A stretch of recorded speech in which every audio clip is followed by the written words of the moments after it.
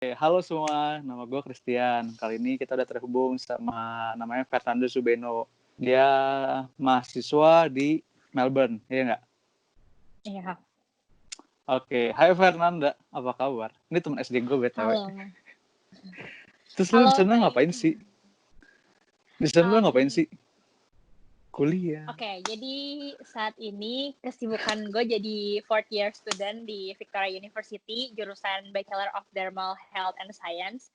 Dan di samping itu lagi dipercayakan jadi dermal clinician di salah satu skin clinic di Australia. Gitu. Oke, nah coba lu jelasin bagi orang-orang yang belum tahu nih tentang dermal tadi yang lu jurusan lu dan apa yang lu kerjain. Itu ngapain sih sebenarnya? Kan itu jarang ya. Oke. Jadi dermal clinician itu ya kerjanya konsultasiin pasien tentang kulit mereka, tentang treatment yang harus mereka lakuin buat solve skin problem mereka, kayak gitu. Terus rekomendasiin skincare yang tepat untuk kondisi kulit mereka dan lebih ke find out kayak kenapa bisa terjadi masalah kulit itu sendiri dan find out solusinya dengan mengimbangi jenis kulit mereka kayak komposisi skincare-nya dan allergic reaction dari kulit mereka, tapi standarnya medical grade gitu. Tapi di sisi lain juga dermal clinician ini tuh ngerjain skin treatment juga kayak skin needling, microneedling, microdermabrasion, laser rejuvenation, low level laser therapy gitu, terus chemical peel treatment juga. Dan lebih jauhnya kalau ambil kualifikasi lagi tuh lebih ke bantuin dermatoskopis juga, jadi lebih ke arah skin cancer check dan pencegahannya gitu. Oh, oke. Nah, jadi sebenarnya gue tuh udah tahu lu tuh ngambilin itu dari SD karena lu dulu sempat ngomong ke gue waktu SD ke gue tentang lu tuh pengen banget nanti kedepannya punya kayak klinik kecantikan dan pengen suka dengan tentang kecantikan dan lu tetap menghidupi itu sampai sekarang dan itu gila sih. Kenapa sih sebenarnya lu pengen tetap menghidupi impian lu gitu waktu dari SD sampai sekarang? Kan jarang banget. Jujur gue SD lu pengen jadi pilot dan sekarang jadi fotografer. Tetap oke. Dari mana ya? Sebenarnya ceritanya panjang banget, tapi alasan pengen jadi dermal clinician itu out of religious perspective gitu ya. But true, asli gue senang gitu kalau bisa bikin orang ngerasa fantastic about themselves tanpa ngerubah jati diri mereka sendiri. Dan di bidang ini tuh gue nggak cuma senang sama apa yang gue kerjain, tapi juga senang kalau hasilnya ternyata bisa bikin pasien gue kayak puas gitu dengan hasilnya gitu kan. Di sisi lain nih, ya orang-orang yang gue temuin di klinik atau beauty center itu kan macam-macam ya. Maksud di sini tuh kayak gak semuanya datang lagi dalam keadaan baik-baik aja. Ada yang lagi datang karena insecure atau bahkan lagi pengen ngerawat diri karena mau ketemu selingkuhannya mungkin. Mantap. Saya suka ini. Sok ngomong lagi. Oke, tapi ini kebanyakan mereka yang udah nikah ya. Terus kayak karena mereka mungkin punya masalah rumah tangga di rumah tangga mereka gitu, atau ada juga yang maaf mereka pengen permak diri mereka atau pengen cantik gitu karena emang pekerjaan mereka sebagai penghibur, wanita penghibur atau ya semacam gitu. Tapi yang jelas nggak semuanya negatif. Yang cuma pengen ngerawat diri juga banyak banget kok. Nah cuma nih untuk orang-orang yang lagi ke arah yang salah, kan kasihan ya. Mereka mau datang kemana sih buat tahu kalau mereka itu berharga, kalau mereka itu dicintain gitu. Karena macem-macem yang kayak gini tuh banyak banget yang luka di dalamnya gitu. Entah luka sama orang lain, entah bahkan luka emotionally sama dirinya sendiri gitu. Yang jelas kalau udah luka gini tuh mereka sering banget ngerasa nggak berharga. Bahkan nggak tahu kasih yang sebenarnya tuh kayak apa sih gitu. Dan apa ya, mereka yang orang-orang kayak gini nggak mungkin dong mau datang ke tempat ibadah secara tiba-tiba kan. Secara maaf ya, kayak kita semua tahu lah zaman sekarang tuh tempat ibadah banyak banget yang terkesan judgmental atau menghakimi gitu. Meskipun sama sekali bukan berarti semua orang yang datang ke tempat ibadah itu judgmental atau orang yang ada di tempat ibadah itu judgmental. Nah, kalau boleh jujur nih ya, kan lo tau lah ya, gue orangnya nih suka cerita, suka dengerin orang-orang kalau lagi punya masalah gitu ya. Terus gue suka nulis juga, suka berusaha pengen ngertiin perasaan orang gitu. Ini momen tepat dimana gue tuh kayak merasa gue berniat buat bantuin mereka gitu. Selain bantuin insecurities mereka juga, gue pengen nyemangatin mereka untuk ngerawat diri mereka, untuk mencoba represent kasih yang gue dapat dari Tuhan gue sendiri gitu buat mereka. Nggak perlu bikin mereka kayak ngikutin agama gue atau gimana gitu ya. Yang jelas gue pengen mereka menyadari kalau mereka itu berharga dan mereka itu dikasihi kayak gitu. Ya emang pengalaman hidup gue ya nggak kayak mereka juga, tapi pengalaman demi pengalaman, luka demi luka. Gue yakin ya setiap orang pasti pernah lah ngalamin luka, terus stres gitu-gitu kan. Pengalaman-pengalaman itu tuh yang bikin gue tuh ngerasa ya gue pernah punya luka juga gitu. Berat banget kan. Dan orang-orang kayak gitu mungkin bisa jadi mereka lebih berat gitu daripada gue gitu. Jadi ya apa salahnya kalau mereka datang secara regularly, biasanya kan mereka tuh open banget tuh kalau udah datang ke klinik atau beauty center gitu, mereka kayak open banget. Dan tugas gue sendiri bukan buat judge hidup mereka gitu, tapi tugas gue ya ngelihat mereka dan berusaha jadi, dan gue percaya sih orang yang sadar dirinya berharga dan dikasih, pasti dia mau jadi lebih baik lagi gitu. Ya di sisi lain emang dari kecil orang tua gue emang kayak gojlok gue buat bantuin mereka. Yang kerjanya ketemu pasien gitu. Ya gitu. Berarti kalau gitu lu side job dari ini berarti dengerin curhat mereka dong? Ya. Bisa dibilang gitu gak sih? Iya. Iya. Makanya dulu sempet pengen jadi psikolog gitu kan, tapi kayak enggak, bukan di situ. Oh, that's why makanya tadi lu bisa sebut ada orang selingkuh datang ke sana. Nah sebelumnya gue pengen tahu sih, kan udah emang dari kecil kan suka itu kan, suka tentang kulit, tentang itu, tentang kecantikan. Nah, kenapa sih lu milih Melbourne sebagai tempat? Bener kan lu di Melbourne kan, bukan di sini kan? Iya ya, di Melbourne. Kenapa sih lu milih di Melbourne gitu untuk kuliah di sana gitu, ambil dermatologi ya? Dermal science. Oh, dermal science. Nah, iya. Iya. Kenapa lu pilih di sana sih? Emang di tempat lain nggak ada gitu sampai harus jauh-jauh ke Melbourne? Sebenarnya ceritanya panjang juga sih bisa ke Melbourne. Cuman yang jelas tuh kayak gimana ya? Jadi emang gue tuh suka bantuin orang tua gitu kan. Jadi dari dulu gue umur 13 tahun tuh kayak udah mulai kerja bantuin papa mama. Pulang sekolah atau weekend gitu kayak susah banget lah gue untuk diajak hangout atau jalan-jalan. Karena seringnya emang Iya, bantuin lu papa mama sombong. gitu. Emang dari dulu gak pernah mau diajak jalan. Terus? Aduh, parah. Terus ya sekitar waktu itu tahun 2009 ceritanya. Jadi waktu gue SMP tuh mama udah bilang kayak ntar SMA ambil IPA ya, habis itu ambil jurusan kedokteran, nanti lanjutin mama, tapi spesialisin di bidang kulit kayak gitu. Terus ya Fernanda kecil bilang, oke, Mam, kayak gitu. SMP lancar. Nah, pas SMA kelas 11 tuh ternyata gue nggak bisa masuk IPA, jadinya masuk IPS. Itu gila sih, kayak keselnya jangan ditanya-tanya. Itu tuh mikirnya bukan lagi IPA IPS, tapi mikirnya udah hidup, udah kayak gila nggak ada masa depan. Ketambahan ortu yang biasanya gue kayak dukung gue banget gitu, ini sama sekali kayak nggak dukung sama sekali gitu. Sampai suatu hari itu puncaknya tuh adek gue ngomong sama papa mama, terus gue kan sering ngobrol kan sama dedek gue, terus kayak tiba-tiba papa mama bilang kayak gak usah dengerin Cici ya, dia kan IPS, kamu jangan gagal kayak Cici lagi, kayak gitu. Hai, kamu IPS. Nah terus IPA ya? Oke, terus lanjut. Ya? Iya, saya IPA kebetulan.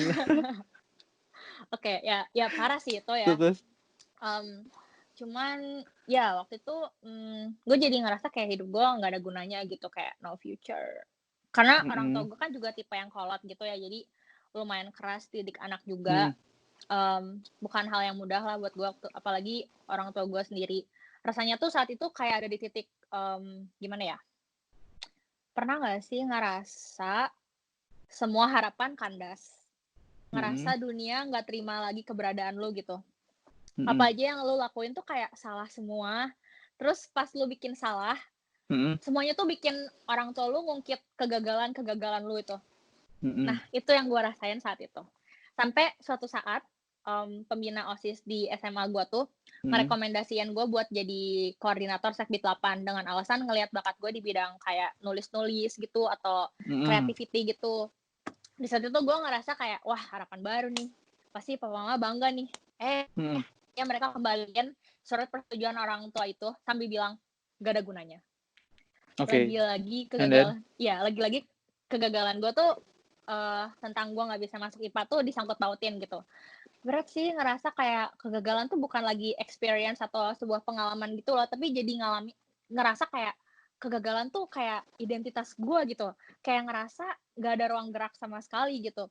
Mhm. Terus, suatu hari kan gue datang ibadah ke salah satu gereja di Mhm. Bandung.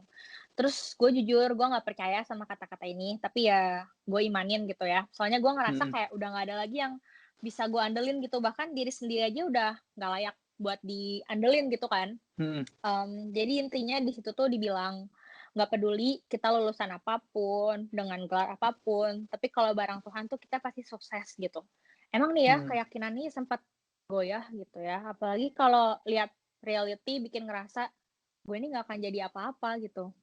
Step awal buat nyampe ke cita-cita gue jadi yang tadi lo bilang itu aja udah kandas Mhm. gitu kan, kayak masuk IPA aja enggak gitu kan. Mhm. Terus singkat cerita nih, gue kan pernah diminta buat ikut short film competition gitu kan, buat ngewakilin, salah satu SMA di Mhm. Bandung, ya SMA gue sendiri. Nggak tahu gimana cara ceritanya ya, gue tuh yang ditunjuk gitu, kayak sama si gurunya itu loh, kayak gitu. Mhm. Sama salah satu teman gue, buat ikut short film competition itu, cuma dengan modal alasan suka nulis.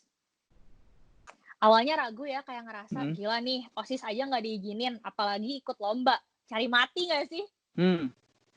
Tapi di situ gue berdoa sih, dan gue diingetin kayak waktu emas tuh ada di hadapan kita gitu, bukan di belakang kita. Kata-kata itu tuh kayak ngedorong gue buat kayak, "Woi, udah hadang aja." Tapi maaf, saat itu tuh Mhm. tanpa izin orang tua. Bandel ya. Oke, lanjut. Tapi selagi itu Ini komen gue negatif semua ya dari tadi. Maafin. Tapi selagi itu positif dan ngebuat karya pas lagi muda, why not nggak sih? Iya, iya, iya. Ya kan? Heeh. Oke, nah singkat cerita, presentasi dan proses bikin short film itu semua dilakuin diam-diam dengan waktu yang dibilang singkat banget. Ya semua lancar-lancar aja gitu, diam-diam. Tapi ternyata ya waktu pengumuman hasil kompetisinya tuh nggak bisa diam-diam. Jadi ceritanya waktu itu Mhm. hari pengumuman hasil kompetisi kan, harusnya Mhm. tuh orang tua gue jemput tepat waktu gitu. Nah waktu itu pas papa gue yang jemput di sekolah dan gue nggak ada. Satpam, malah bilang kalau gue lagi pergi sama guru-guru ke babak final dan pengumuman lomba short filmnya. Mhm. Heran gak noh loh, papa. Udah Oke. udah kayak guru gue yang lagi nemenin gue waktu itu bilang kayak, Heeh. "Fernanda, papa kamu nyariin di sekolah nih, bilang aja kamu lagi ikut pengumuman lomba," gitu. Terus gue bilang kayak, "Aduh Bu, bahkan orang tua saya aja nggak tahu kalau saya ikut lomba ini." Mhm. Wah, ngaco kamu. Udah mah dimarahin papa, dimarahin guru pendamping, semua Heeh. kayak nyalain gua gitu, akhirnya ya udah Mhm. nangis dah sepanjang babak itu. Tapi apa boleh buat ya, udah terlanjur. Ya udah tungguin aja sampai beres gitu. Kagok kan? Iya, udah kagok. Wak iya, waktu itu akhirnya hari itu nyampe rumah jam 8 malam. Pas Heeh. itu orang tua lagi keluar dengan perasaan takut sambil muka abis nangis gitu, gue Mhm. nulis surat gitu. Kayak gue nulis surat minta maaf, Mhm. diselipin di bawah piala. Ih, mantap. Sebel ya. Oke, lanjut. Terus, terus. Iya, dengan ada surat dinas gitu, kayak surat dinasnya ngasih tahu kalau, gue kan juara 1 gitu, Heeh. ngewakilin SMA gue. Jadi kayak, "Please maju ke babak selanjutnya," kayak harus dikarantina di Lembang waktu itu, dan Mhm. kayak harus ngewakilin kota Bandung seprovinsi Jawa Barat gitu. Bersyukur banget sih yang gue pikir besoknya bakal ada episode dimarahin lagi gitu ya, Mhm. tapi ternyata, nggak bersambung tapi udahan. Oh, Buktinya oke. dulu zaman BBM loh, kayak BlackBerry Heeh. Messenger tahu kan? Heeh. Waktu itu kayak papa ganti display picture, jadi piala gue gitu waktu itu. Terharu sih waktu itu. Sejak saat itu tuh dua-dua orang tua gue tuh jadi support gue banget sampai akhirnya gue tekunin kan bidang film itu. Heeh. Dan Desember 2014 dapat beasiswa ke Vancouver Film School. Terus kenapa Tapi kamu kesini? Kenapa kamu ke Melbourne? Tapi beberapa setelah udah mau urus visa ini itu segala macam, Heeh. papa nggak ngizinin. Kecewa sih, tapi ya nggak sekecewa sebelumnya gitu. Emang ya manusia tuh udah pikirin jalan matang-matang, mikirin jalannya, tapi Tuhan yang nentuin arah. Kebayang nggak sih udah ngerasa kayak ditutup pintu buat cita-cita gue yang kulit ini, terus ada pintu lain dibuka, pas dijalanin ditutup lagi gitu. Ya kan? Nah ternyata emang ya Tuhan itu gak kebayang jalan pikirnya. Dia pakai jalan perfilman tadi buat bikin ortu gue tuh jadi menghargai karya gue, bikin mereka nyadar juga kalau gue ini masih anak mereka gitu.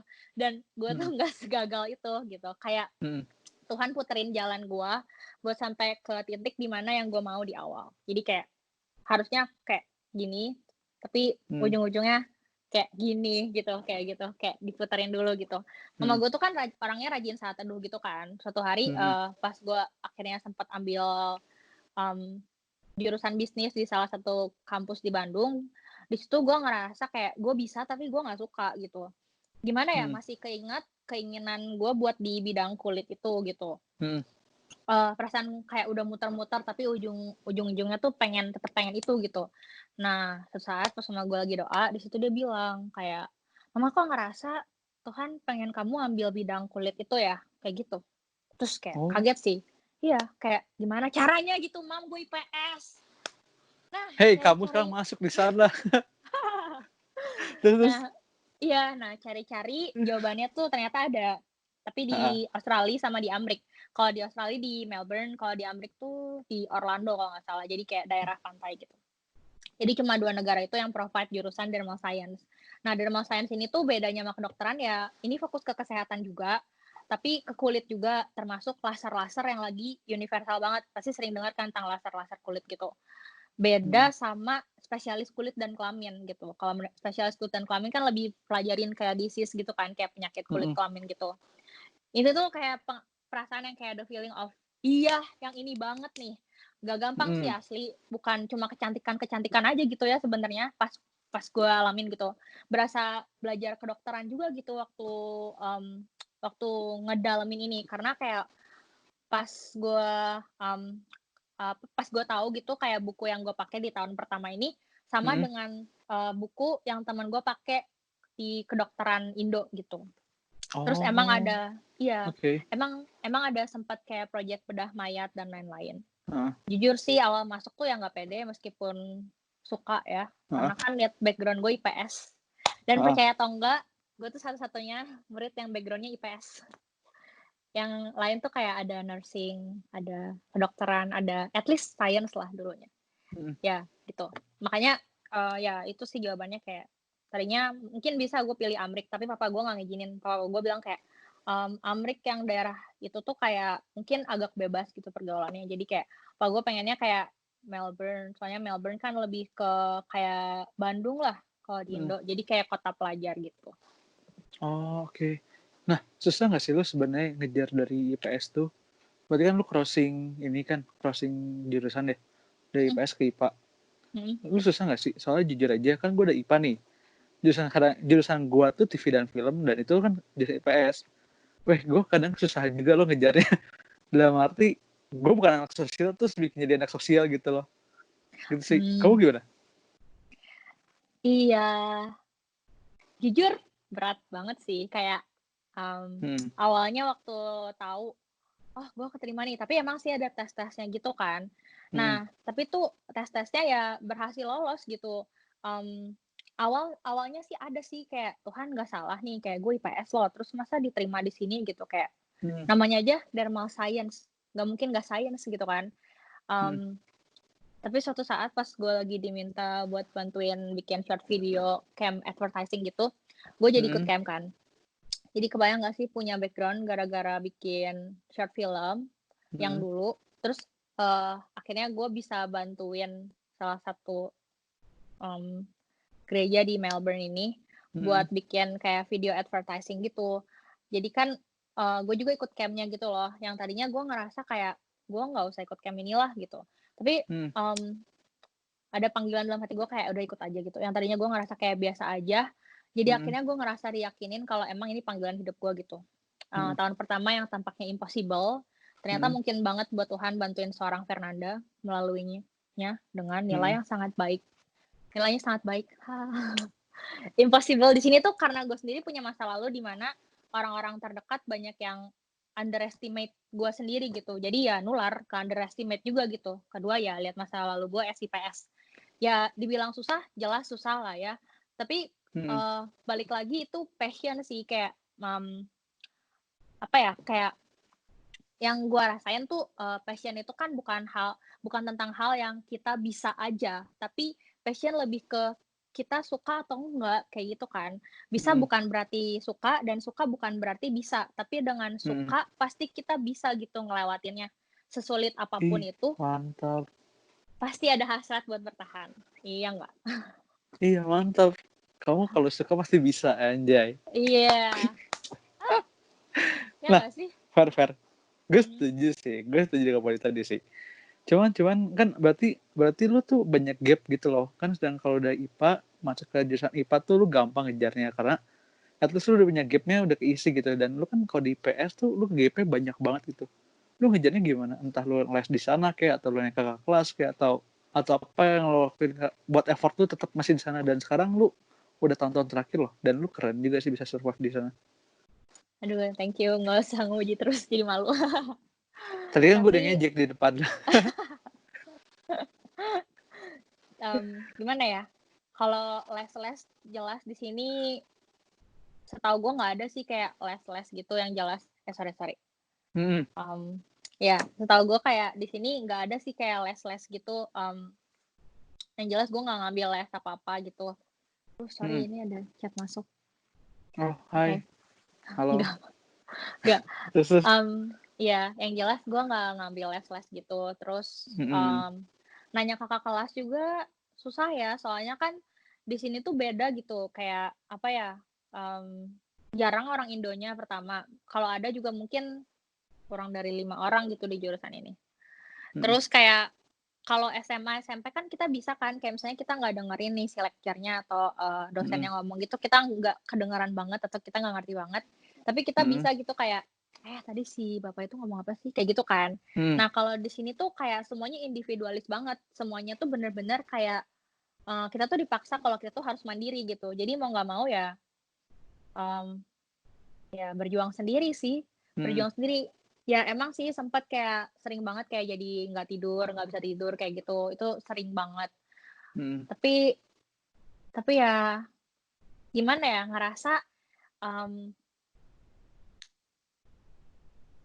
berjuang itu perlu gitu. Banyak orang mikir kan kita cukup diam aja dan Tuhan atur semuanya kan. Tapi menurutku itu agak keliru ya untuk beberapa kondisi. Kayak menurutku kalau kita bersyukur atas hidup yang Tuhan kasih buat kita, ya kita mesti respon, tunjukin kalau kita benar-benar mensyukuri itu gitu, dengan cara ya sadarin kalau hidup kita tuh perlu diperjuangkan. Jangan susah dikit mundur kayak gitu. Mungkin itu sih. Ya. Jadi ya anugerah Tuhan. Berarti iman tanpa perbuatan tuh nol besar dong. Aduh, siap. Iya gak sih? Iya.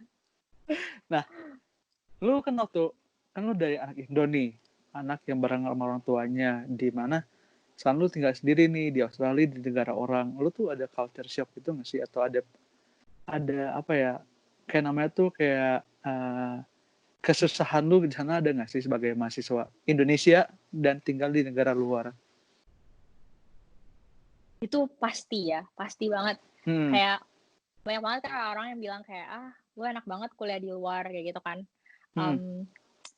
Tapi yang jelas tuh kayak apa yang kalian lihat semua di Instagram itu cuman kayak happy moments kita doang kan, kayak nggak mungkin lagi ngosrek kamar mandi di story gitu kan. Kayak ya itu Kenapa kayak loh, banyak lah kesusahan. Tapi kalau culture shock itu gimana ya? Gimana ya? Ada lah ya, pasti ada. Tapi itu ya di-enjoyin aja gitu, dinikmatin aja gitu culture shock. gimana gitu. Kayak ya berusaha Mhm. ngelihat kalau mereka beda, kita beda, tapi Mhm. kayak it's okay gitu to be different anyway. Mhm. Coba kasih contoh yang paling lu berbekas atau yang paling lu inget banget culture shock yang kayak gimana tuh? Indonesia dan Australia. Enggak, Indonesia Um, dan Melbourne, itu beda soalnya. apa ya? Bentar. Apa ya? Culture shock yang paling beda. Apa ya? Oh, mungkin kalau di sini ya, Mhm. lulus kuliah telat itu tuh sebenarnya Mhm. normal banget gitu. Normal Mhm. banget, karena kayak mereka pikir tuh hidup nggak cuman ngejar akademis doang gitu kan, kayak Mhm. ya orang-orang di sini gitu, orang lokalnya. Tapi kalau di Indonesia kan kalau misalnya kita lulus cepet, itu berarti kayak you better than others gitu kan, kayak kamu lebih baik Mhm. daripada yang lain gitu kan, karena kayak lulusnya lebih cepet gitu. Kalau di sini tuh nggak kayak gitu sih. Itu awalnya gue kaget, tapi dipikir-pikir oke juga gitu. Tapi ya, mmm, lihat mereka kayak gitu, ya jadi nggak ada pandangan-pandangan yang kayak lulus kuliah lebih cepat itu better atau Mhm. lulus kuliah lebih lama itu better gitu. Jadi kayak pandangan itu udah mulai luntur sih dari hidup gue sendiri. Mhm. Terus,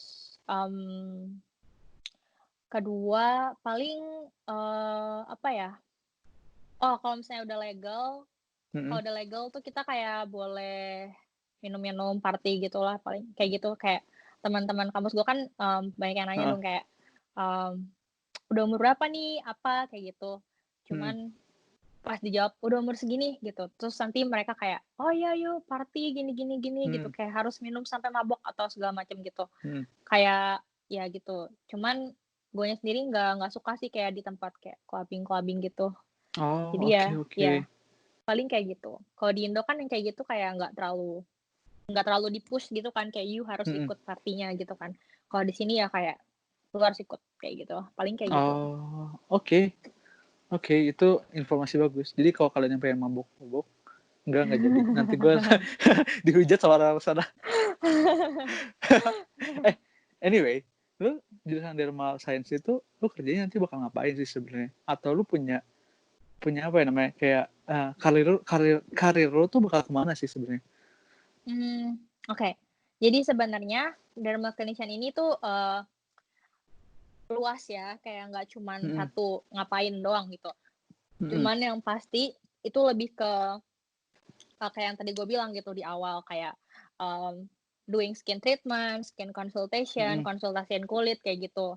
Tapi lebih Mhm. ke bidang, klinik kecantikan gitu atau mau ke plastic surgeon, bantuin plastic Mhm. surgeon buat, misalnya ada orang yang kecelakaan, terus kayak, Mhm. habis dijahit, terus mau dibenerin scar-nya, apa sih, bekas Mhm. lukanya, kayak gitu.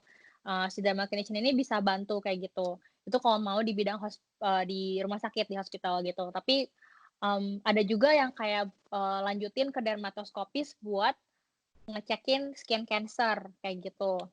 Kayak misalnya ada kutil Mmm. nih, ada moles, terus kayak kita mau lihat ini tuh Mhm. ada potensi kanker atau enggak. Nah, itu dermal clinician juga bisa bantu untuk ngecekin gitu, tapi biasa dia udah ada kualifikasi lagi namanya Mhm. dermatoskopis kayak gitu. Tapi mainly kalau gue pribadi, gue lebih pengen ke passion gue di awal Mhm. gitu, which is kayak gue pengen, kayak bisa bantuin orang yang tadi gue bilang, kayak Mhm. make them feel fantastic about themselves, kayak gitu. Jadi, Oh, mantap. Terus? ya, kalau gue sendiri lebih di skin clinic itu sendiri Mhm. sih. Puji Tuhan kayak tahun kemarin gue mulai Mhm. dipercayain buat, jadi dermal clinician di salah satu klinik di Australia Mhm. gitu. Yang aslinya tuh kerjaan ini harusnya buat orang yang udah lulus dari jurusan ini, tapi Mhm. somehow tuh ya Tuhan buka jalan buat gue kerja di situ gitu. Oh, oke oke. Nah, fair fair. Kalau Mhm. gitu kan berarti ngomong berarti karir dia kan luas banget tuh. Karir jurusan lu tuh luas banget. Itu menutup kemungkinan nggak sih kalau lu balik ke Indo dan membuka hal yang sama gitu di sana? Atau lu tetap bakal nyari di negara luar tentang ini?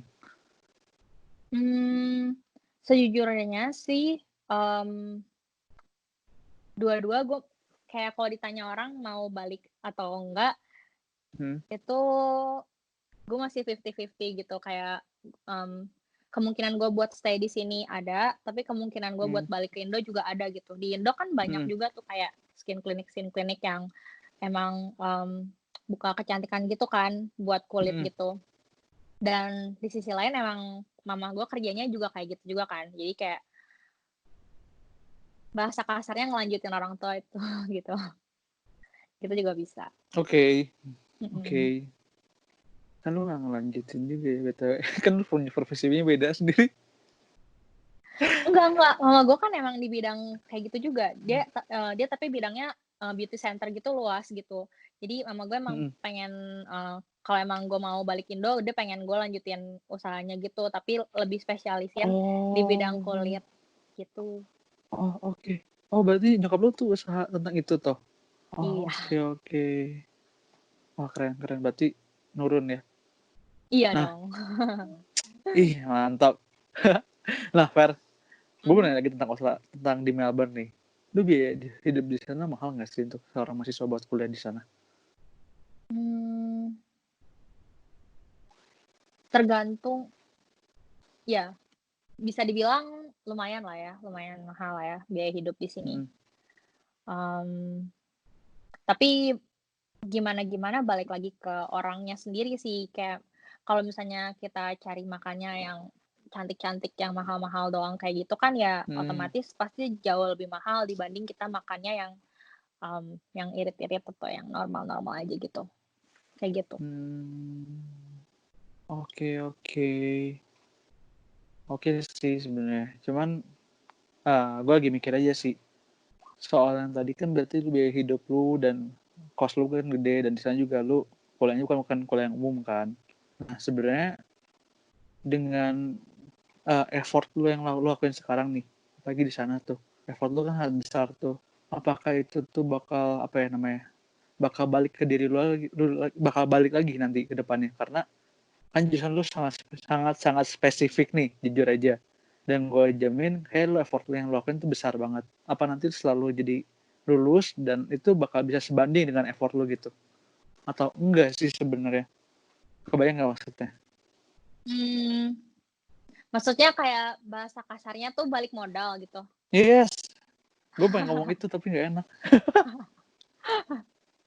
Mmm, balik modal atau enggak tuh gimana gimana, apa ya, gimana orangnya juga sih, tapi dibilang Hmm. yakin banget balik modal itu sepertinya enggak ya, tapi kayak, balik lagi kayak ke orang tua gue bilang sih, kayak orang tua gue bilang kayak, mmm, "Kalau kamu senang ya kamu jalanin," gitu. Terus terus gini loh, kayak passion aja nggak cukup kan, effort aja tuh nggak cukup gitu. Passion Hmm. kita harus bisa bikin kita tuh ketagihan buat belajar, ketagihan buat jadi expert di bidang ini gitu. Dan yang nggak Hmm. kalah penting tuh bisa berguna buat orang lain. Makanya ada passion yang Hmm. kesannya bisa menghasilkan atau ada passion Hmm. yang ujung-ujungnya kayak kesannya tidak menghasilkan apa-apa. Bahasa kasarnya kok Hmm. apa ya, jangan setengah-setengah gitu. Kayak gimana ya, Hmm. jujur sih, eee, buat gue personally, Hmm. hidup itu kan bukan buat diri sendiri ya, tapi Hmm. hidup hidup itu kayak hidup dan juga berkarya buat orang lain juga, kayak hidup Hmm. buat orang lain juga gitu. Jadi konteks di sini tuh bukan jadi people's pleaser, atau buat nyenengin orang doang, tapi dalam arti di sini tuh apa yang gue kerjain tuh nggak melulu tentang diri gue sendiri, tapi juga Hmm. tentang orang lain gitu.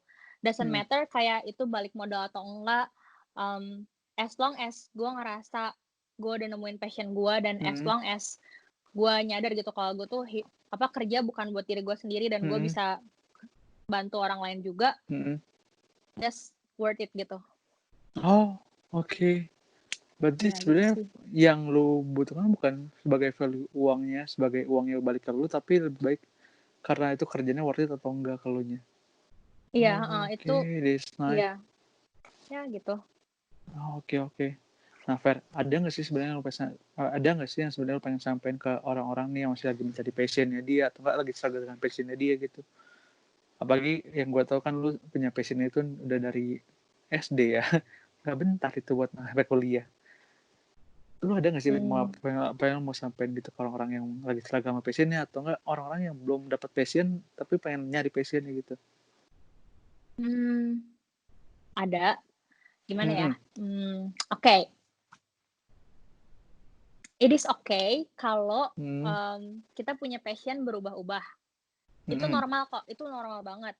Beberapa orang emang punya passion yang berubah-berubah, beberapa orang punya passion yang dari dulu itu terus, dan passion itu menurut gue sendiri bisa berubah atau bisa berevolusi atau juga bisa berkembang gitu. Tapi biasanya ada yang nggak hilang dari passion yang kita punya dari awal gitu. Misalnya nih kayak pas SD punya passion gini, SMP passion gini, SMA passion gini, yang terakhir passionnya apa gitu ya. Nah, tapi sebenarnya dari yang awal sampai yang akhir itu gue percaya kayak ada kesamaan di antara mereka. Nah, itu kayak try to find out gitu. Karena sebenarnya yang sama itu adalah passion utama kita gitu. Buat tahu passion kita sebenarnya banyak hal yang bisa kita lakuin. Apalagi kita masih muda gitu ya. Tapi pertama-tama kita bisa coba, menurut gue sih, bikin list kayak semua hal-hal yang kita suka, dari yang suka banget sampai suka aja gitu. Kayak ya bikin list gitu. Terus try buat mengidentifikasi, cari tahu apa sih kesamaan dari semua list kita itu gitu. Nah, terus cari tahu ada nggak sih profesi atau kerjaan yang bisa link ke hal yang kita sukain itu gitu. Bisa jadi gabungan-gabungan gitu loh. Bisa jadi kita enjoy buat ngerjain profesi itu. Ya, intinya coba explore kemungkinan profesi sebanyak-banyaknya. Terus tentuin jadinya mau passion yang mana nih yang paling kita suka. Tapi jangan lupa kalau tantangan itu harus ada dan pasti ada. Kalau enggak ya kita nggak akan berkembang juga. Bahasa kasarnya jangan cari yang cuman kita bisa dan kita rasa gampang. Itu nggak akan bawa kita kemana-mana. Kayak gitu. Terus ya jangan lupa berjuang sih. Karena kayak kayak yang tadi ya gue bilang itu. Ya gitu sih. Terus yang paling penting tanpa Tuhan, semua yang dikerjain tuh kayak susah banget dan kayak nggak menghasilkan apa-apa gitu. Mungkin financially bisa jadi oke, tapi sukacita, penghiburan, dan penyertaan Tuhan itu jauh lebih nikmat rasanya daripada tanpa Tuhan. Oh, oke. Ya, gitu. Oke.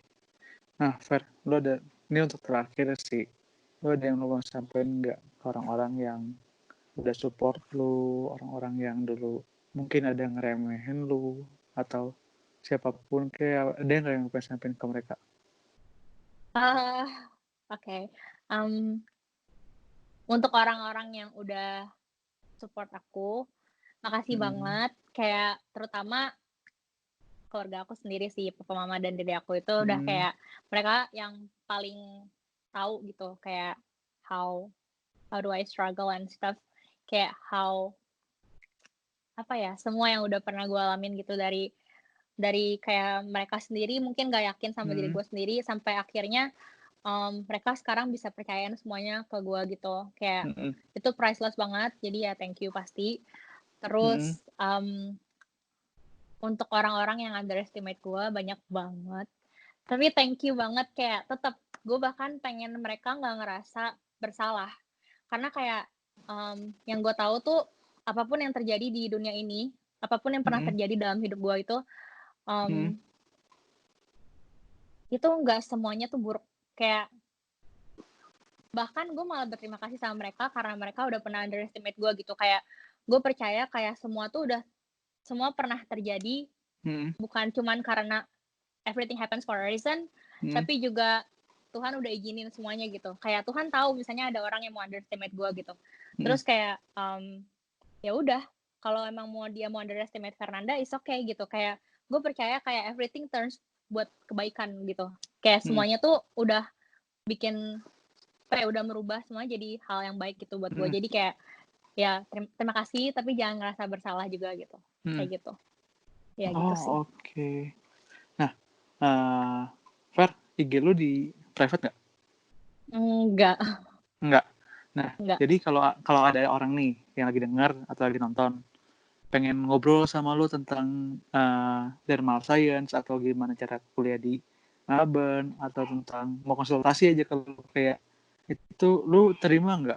Kalau terima, lu mereka harus kontak kemana? Ya terima lah ya, kayak as long as gue bisa bantu ya gue cobain bantu gitu. Paling Kayak itu sih. Terus kalau emang mau kontak gue ya DM aja nggak apa-apa, atau ya DM paling. Hmm. Iya. DM kemana? Di Instagram.